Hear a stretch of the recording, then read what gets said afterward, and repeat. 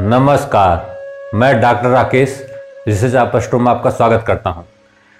आज मैं उपस्थित हूं आपके सामने सप्तम भाव के कारकत्व को लेके। सप्तम भाव को जय भाव के नाम से भी जाना जाता है, सप्तम भाव को कलत्र भाव के नाम से भी जाना जाता है। आइए देखते हैं कि सप्तम भाव किन किन चीज़ों का प्रतिनिधित्व करता है। आइए, यह हमारे जो है पत्नी को का प्रतिनिधित्व करता है। हम सप्तम भाव से पत्नी या पति का विचार कर सकते हैं। पुरुष जातक है तो पत्नी का विचार, और स्त्री जातक है तो पति का विचार हम कर सकते हैं। इससे हम विवाह का भी विचार कर सकते हैं, भोग विलास का विचार कर सकते हैं, दूसरी स्त्री के पास जाने का विचार कर सकते हैं, और स्त्री से विरह, स्त्री से दूर रहने का भी विचार हम सप्तम भाव से कर सकते हैं। हम इससे यह भी देख सकते हैं कि जो है स्त्री या पुरुष, अगर पुरुष जातक है तो स्त्री, और स्त्री जातक है, जाति का है तो पुरुष, कि पति बीमार रहेगा कि नहीं, कितना बीमार है, कब बीमार होगा, इससे हम सप्तम भाव से देख सकते हैं।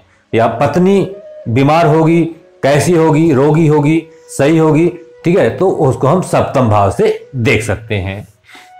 इससे हम व्यभिचार की भी बात करते हैं, पवित्रता की बात भी करते हैं, रास्ते से जो भटक जाते हैं व्यक्ति उनकी बात करते हैं, मैथुन और असत्य में रुचि।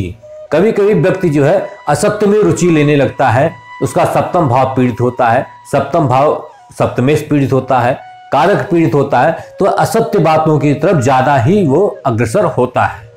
सप्तम भाव से देख हम वीर्य की बात करते हैं, पौष्टिक भोजन की बात करते हैं, ठीक है, हम किस तरह का भोजन करते हैं, पौष्टिक भोजन करते हैं अगर सप्तम भाव अच्छा है तो।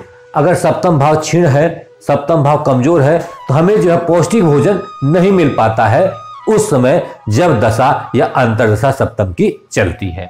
इसी ढंग से हम शूरता की बात या पराजित शत्रु की बात हम जो है सप्तम भाव से करते हैं। सप्तम भाव से हम व्यापार की बात भी करते हैं।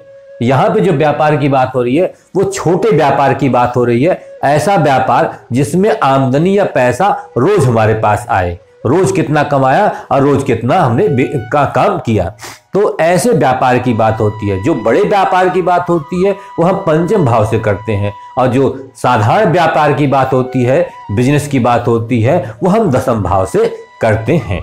तो हमने जो है आगे देखते हैं कि साझेदारी, जो साझेदारी का बात आता है कि भी हम पार्टनरशिप करते हैं, व्यापार में साझेदारी करते हैं, या हम साझेदार की बात करते हैं, अपने पार्टनर की, अपने जो है पति या पत्नी की बात करते हैं, तो हम ये सप्तम भाव से करते हैं।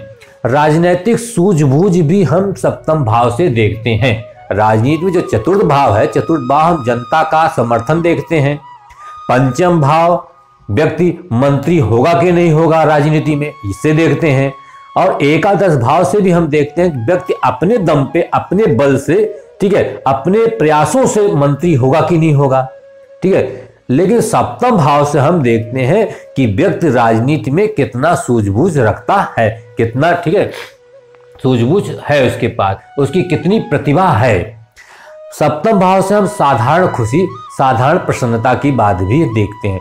सुख का जो भाव है वो चतुर्थ भाव है, परंतु जो साधारण खुशी की बात होती है, साधारण प्रसन्नता की बात होती है, वह हम सप्तम से देखते हैं। अगला है लंबी यात्रा। लंबी यात्रा, किसी काम के लिए हम बड़ी लंबी लंबी यात्रा, छोटी यात्रा तृतीय भाव से देखते हैं, लेकिन सप्तम भाव से हम लंबी यात्राएं देखते हैं। और कभी जब सप्तम भाव पीड़ित होता है तो हम निरर्थक भ्रमण की बात करते हैं, निरर्थक यात्रा की बात करते हैं, या जब हम यात्रा करते हैं, बड़ी यात्रा करते हैं, तो हमें जो है उसमें पीड़ा होती है, परेशानी होती है। हम 1000 ज़्यादा किलोमीटर की दूरी यात्राएं करते हैं, 500 ज़्यादा किलोमीटर यात्राएं करते हैं, तो ऐसी यात्राओं को हम बड़ी यात्रा कह सकते हैं। तो लंबी यात्रा या व्यापार के लिए कोई यात्रा हम करते हैं तो हम ऐसा ही कहते हैं। अगला है हमारे मूत्राशय में कोई परेशानी आ जाए, लिंग संबंधी कोई रोग आ जाए, पेट के निचले हिस्से की बात जो है सप्तम भाव से करते हैं। गुप्तांग जहां से प्रारंभ होता है उससे ऊपर 4 अंगुल ऊपर का भाग भी जो है हम सप्तम भाव से देखते हैं। यहाँ रोग किस अंग में होगा, रोग कैसे हो सकता है, रोग कहाँ हो सकता है, यह देखिए इन जो है हिस्से से, जो शरीर के इन हिस्से में हम जो है रोग सप्तम भाव से देखते हैं। नवीन वस्त्र एवं आभूषण की प्राप्ति, नवीन वस्त्र और एवं आभूषण की प्राप्ति, ठीक। जब शादी विवाह होता है तो या घर में कोई मांगलिक कार्य होता है तो नवीन वस्त्र और आभूषण की प्राप्ति होती है, लोगों को होती है, लेन देन करते हैं। इस कारण से जो हम कह सकते हैं कि हमें सप्तम भाव में जो है इन चीजों की अधिकता होती है। जब सप्तम भाव की दशा चलेगी तो हम कभी कभी कपड़े नए खरीदते हैं, नए गम से सूट सिलाते हैं, ये सप्तम भाव की दशा में ऐसा देखा गया है।